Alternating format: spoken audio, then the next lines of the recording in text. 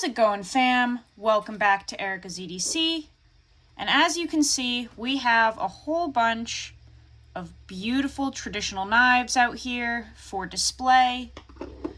And we are going to talk about something that I didn't really think I would ever make a video on, but here we are. We're going to talk about why I think it's important for people to maybe transfer to a different side of the community if they are getting tired of the mainstream knife and EDC community. So this is going to be a little bit of a different video, more chatting than looking at knives. Something that you could probably put on in the background if you're taking a shower or sharpening your knives, or maybe at work or something, maybe driving in the car. We're just going to talk about something I'm very grateful for, and that is the traditional knife community within the knife and EDC community. So we're not going to get into any of the mainstream drama or anything, but we are going to talk about why it's just a breath of fresh air being involved in this side. So if you guys have been in the knife community for any period of time, you are probably aware that there is a massive divide and continuous argument between not only USA makers versus overseas, but also the USA makers are all at each other's throats because people are fighting for OEM, people are fighting for where the hardware is made, what actually defines a USA made knife. Is it fully USA made if the hardware is machined overseas in China? And the prices are absolutely crazy, you know? If you do have a knife fully manufactured in the US of A, with all USA made hardware, you're looking at a price of around $300, generally speaking. And that creates a continuous subdivision and argument of where do we buy our knives from, right? Because we want to support USA companies, but if they are charging $300 for a knife and you can get something very similar for $30 or $60 from overseas, a lot of people are going to go with the overseas. Now, I know that I'm showing a TRM Neutron 2 here, which is not a good representation of the argument that I'm talking about, because I honestly think that TRM is doing it all correctly. They are doing everything in the USA. All the hardware is also USA made. They do their heat treat in the USA. And I think that for what you're getting with the steel that they are giving us, I actually think that TRM is doing a really good job with their prices and everything. I know that availability is tricky for some people because they do drops as opposed to having continuous supply available on their website. But what do you expect? You're getting a fully USA made knife, super thin, super lightweight, incredibly made, and people want them. They're not going to always be available, at least not right now. So this is not really like the best figure to use for the argument of price point and such, because I honestly love this knife, and I think that everything that TRM is doing right now is very reasonable.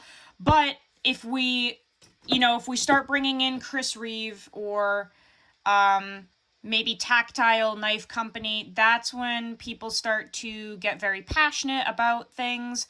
I think that Tactile Knife Company, for what they are pumping out quality-wise, they are asking way too much money. Some people think that Chris Reeve is asking too much money for what they're doing. I don't. I mean, I honestly love all my Chris Reeve knives. I think they're doing a great job. I love my Sebenzas. I love my little Nkosi. But people are continuously arguing about these knives, why the prices are so high, who can do it better for less money, and it creates a lot of drama, right?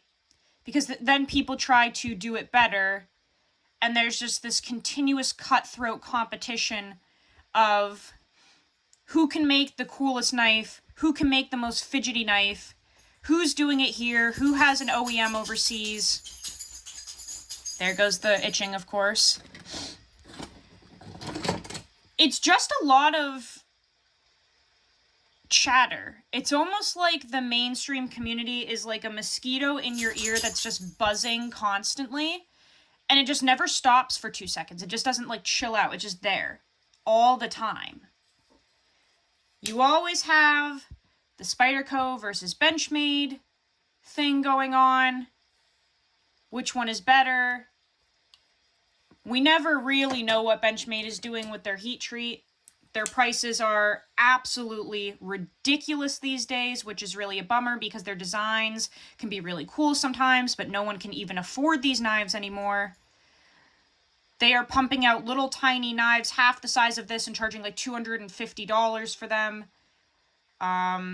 It's just like kind of hard to find a ton of positive attributes of the mainstream community right now, at least. And I know I'm being a little bit of a hypocrite making this video because I'm kind of shedding a negative light on the entire thing, but I'm just trying to have a conversation, right? I'm not trying to start anything. Like, I'm literally just talking about genuinely the truth of what's happening in the mainstream community. It's just kind of, well, it's a shit show right now. That's what it is. It's a shit show.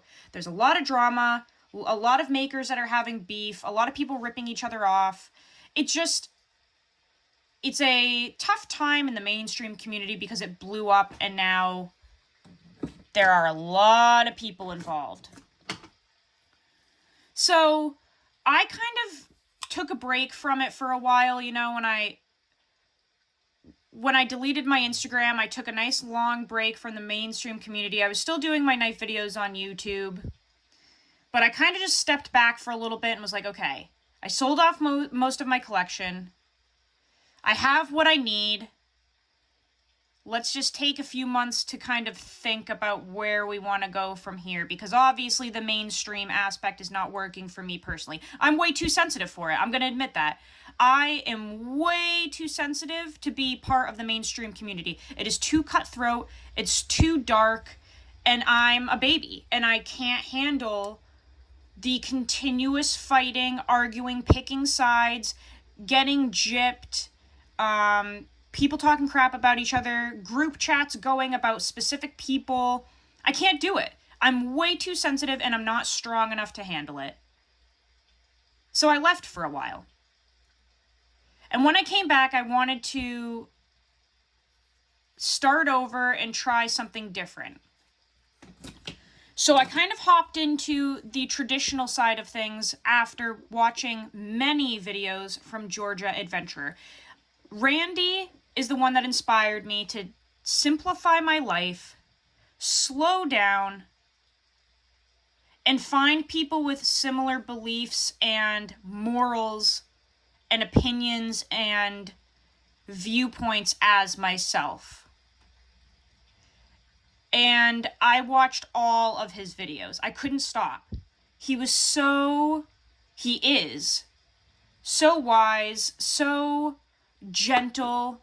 He's like a big bear. And his wife Linda is an absolute doll. I love them. They are a blessing to us. And they kind of showed me a different way of being in the community without all the hustle and bustle and drama of the mainstream part. And you don't get any drama or anything really from this side of the community because there's nothing to argue over. If you're talking to a bunch of guys, and I'm saying guys because there are no girls other than me in this side of the community that I know of, or not very many. Like, I can't even name one right now. I genuinely can't. There's nothing for these guys to argue over. What on earth are you going to get in a fight about over a knife that, well, most of them don't even have locks. They're not fidgety. They don't have bearings. We're not arguing about what parts are made overseas and what parts are made here, because they're just made here. Like, okay, well, what I should say is, I'm sure that maybe some of the companies have their materials imported and then they machine everything here, process it here, put it together here. And that doesn't bother me. It doesn't bother me at all. I don't care. As long as it's made here and I'm supporting workers here for the most part, I'm happy. It's not that big of a deal for me. But there's nothing to these knives, right? There's almost like nothing that can fail on them because there's not even anything to them. Like, that's another huge thing that people debate about, is like locking mechanisms and which one is the strongest and which ones you can use for hard use and which ones are failing, and people get all wound up about it. Well, guess what? None of these even have locks for the most part other than the old timers, so it's like that is null and void. There's just nothing to these knives to get fired up about, really. So we don't argue with each other. If anything, we mostly try to influence each other to try different designs that are our favorite. You know? Like, Randy loves the Sodbuster. That's, like, his favorite design.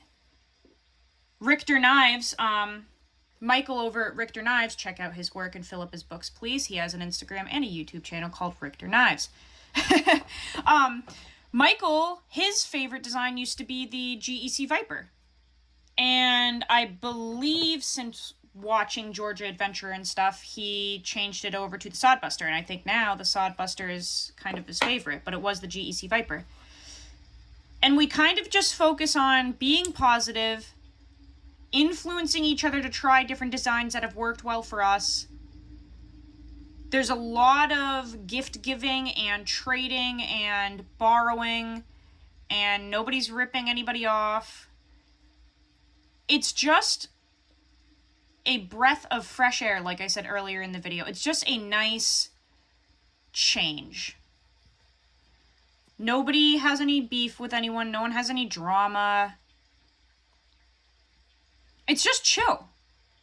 And I think the best part about all this is that a lot of the people in this side of the community are just your everyday guy or gal, you know, just using their knives like a normal person. Because here's the thing, in the mainstream community, a lot of the knives that are being talked about continuously on YouTube and Instagram, they're going to be between $300 and $600. Our knives, $60 to $80. That's it. And I think what that does is you're attracting a group of people that are simple, not caught up in hype, not caught up in the latest and greatest. We don't need anything trendy. We're not looking for exotic steels or handle materials or bearings and flippers and detent and lock bar access and lock strength. We're just looking for the next cool little blade to cut up our apples with at lunch, cut some rope, process some boxes, do some garden work, maybe process some small game, fillet a fish on a camping trip, I don't know. There's 11D7 uses that you could have with a little tiny knife like this, right? As Richter would say. It's just more simple. There's nothing to our side other than just wanting to literally share our passion about knives. And it's a really nice change of pace. And I like how simple it is, and how everyone is kind to each other. And everyone is so generous. I'm just really grateful, I guess, that I found Michael at Richter Knives, Randy at Georgia Adventurer, Pete over at Jersey Knife Guy. I'm just so grateful that I found these guys, because I was just about to kind of dip out of the community, and it was really cool to have another chance to experience it the way that I need to. And I'm just too sensitive and too, I don't know. I just can't handle the fighting and the name calling and the everything from the mainstream community. I can't do it. And I have never been treated better in my life by these people. Like, they treat me so much better than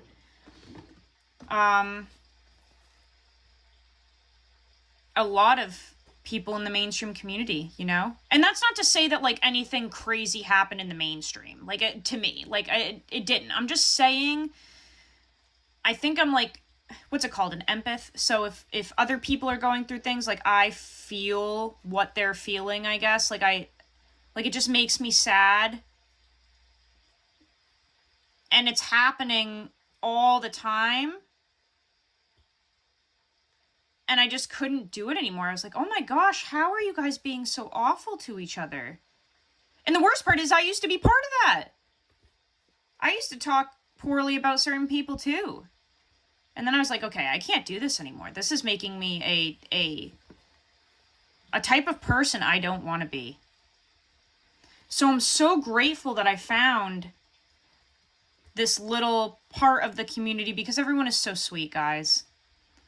Good hearts, trustworthy, good souls, no competition, just enjoying life. But I hope that if you're watching this video, I hope that you are already part of our little fam. If you're not, you are now. Welcome aboard. You're on the ship and you're not jumping off. I hope that people see this and maybe at least think about trying a traditional knife, because for 90% of people, this is going to do what you need it to do. And that's coming from the queen of use your shit in hard use, right? Like, y'all know, I love taking a little Emerson and going and beating on it. I live a pretty rugged lifestyle out here in the woods in New Hampshire, and I use my knives all the time, and you guys know I love pushing these to the limits. I really do. But I can do a lot of my tasks with these. And I'm just really grateful that I found such a beautiful group of men and women who are so kind to each other and are there for each other. We're just a big fam. Oh, speaking of, Mike Curtis, I don't really know you. You comment on my stuff. I heard through the grapevine that your father is not well, and I'm just letting you know that I have been praying for him, and I am sending you all my love, and I hope that he is okay, and I hope that you are okay. But we just have a really nice fam, guys. We really do. We're very lucky, and I hope that more people join this side of things. It's really nice. It's really laid back. We have some incredibly talented people that are making insane leather work. Like, okay, we were cheesy and sentimental for 19 minutes. Bitch, get out my way. Look at this sweet thing. Look at this little honey. What the fuck? What the beep? We're about to get rowdy for a second. We're changing right now. Can we just look at these fucking things? Richter knives, okay? So, I am his biggest fan. I am obsessed with Michael. What in the flip is this? How do you even do this? Okay, this is what I'm talking about, right? Like, do you have to have talent to make a knife? Yes, of course you do. You have to be a dang genius to make a knife. There's no way I would ever be able to. But there's other things that have to do with knives that take an equal amount of care and attention and creativity, like the leather slips. And I am flippin' obsessed. Like, look at this thing. it's supposed to look like the jigged bone covers on this little sari. And it does. Like, what? You're not going to see that in the mainstream community because people don't even use leather slips. Everything has a pocket clip and it's fidgety and whatever the fuck. Well, come on. Come on. You can't tell me that this doesn't kind of catch your eye, that this doesn't make you want to join the traditional side of the community. You can't tell me that this doesn't make you want to come to Teenertown. Can't you just feel in your brain that it wants to say patina, patina, patina 3 times to get into the gates of Teenertown? This doesn't make you want to buy 11D7 traditional knives. Look at this thing. A wood grain leather slip. What is this, 8-ounce leather? Michael, is this 8 ounce? Like, this is not boring. This is fun to me. Look at this flippin' thing. You get to experience so many different parts of the knife community that aren't really prominent in the mainstream. Like, nobody really uses pocket slips in the mainstream community, so you're not going to see them. Then you come to the traditional side, and every traditional knife should be living in a leather slip because you can't take these apart.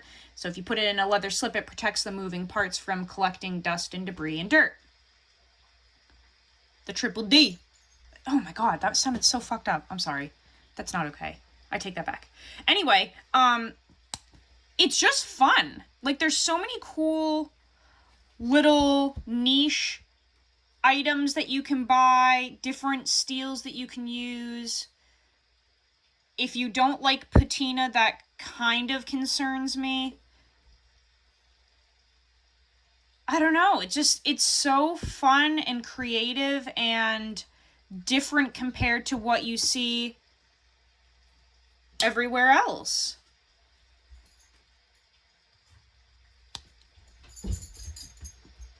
I just love being part of this, and I'm so grateful that I was accepted with open arms so quickly. I love traditional knives. I love using them. I love talking to people about them. I love carbon steel. I love 1095. I love chrome vanadium. I love sharpening carbon steel. I just love being here. I love living in Teenertown, because that's what happened. Is the reality is Michael invited me over for a beer in Teenertown. He had a Diet Dr. Pepper, and I never left. I was supposed to, and then I didn't. I was supposed to leave that night and go home, and I didn't. And now I'm here, and I live here. Welcome to Teenertown. Michael Richter is the mayor. So now I live here, and I'm very happy, and I'm never leaving. I can't even remember the last time that I got a modern folding knife. I can't remember the last time I bought one. I don't. I love mine. I have a couple of little Goo Goo babies, but I don't even look at them anymore. I don't give a shit. This doesn't, they don't even, like, give me the fizz. Like, when I'm using the ones that I have, hold on, I'm trying to grab another one. When I use the ones that I have, I am very grateful and they give me the fizz, but I am not interested in getting any more. I don't care. I have enough. I have my couple. I don't really care to get any more. I'm sure here and there, because of my testing, they will come through my hands, but I'm not looking at them all the time like I used to. I'm not seeing them on other people's pages and being like, oh man, I wish I had the monies for that. I don't give a fuck, not a single fuck. This is what I want. 60 bucks? 70 bucks? Mm-hmm. That's what I'm talking about. So, I hope that entices you to maybe try joining our side of things. I would call it the dark side, but I think it's actually the light side. I think it's the better side.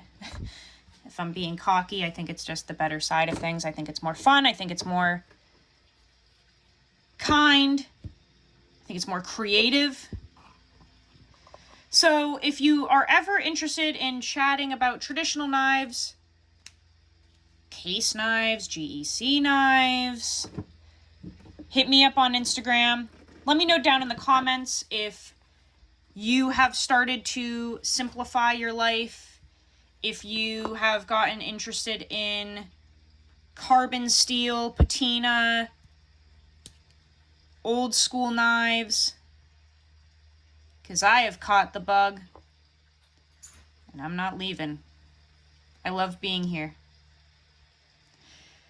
Also, if you are looking to buy anything like this, I highly suggest checking out Smoky Mountain Knife Works. They have the largest selection of case knives in the world. No, I have no affiliation with them and they do not know who I am, but they do have the largest selection and great prices, fast shipping, and I love buying my case knives from them because they typically have everything in stock that I want, including the steels that take patina, like carbon steel, 1095, and chrome vanadium.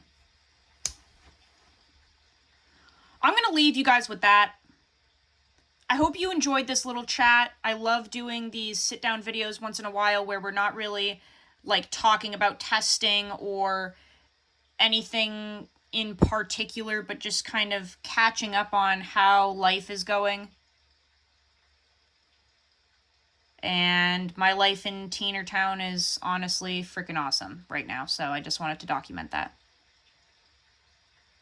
I'll see you guys on the next video. Go use your shit. Learn how to sharpen your knives. Try carrying a traditional knife.